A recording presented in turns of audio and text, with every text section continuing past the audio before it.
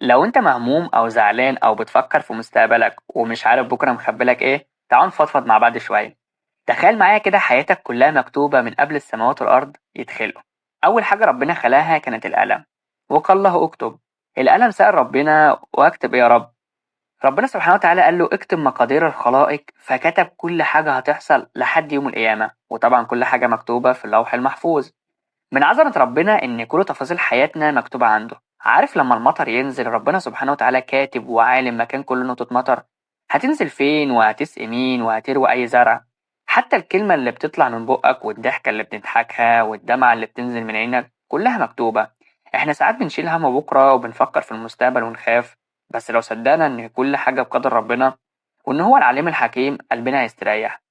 اللوح المحفوظ مش مجرد كتاب، ده دليل إن ربنا شايفك وسامعك وعارفك، وإن حياتك مش ماشية بالصدفة. فبدل ما تضيع وقتك في القلق، خلي عندك يقين إن اللي مكتوب لك ربنا كاتبه بحكمة ورحمة. فأنت قلقان ليه بقى؟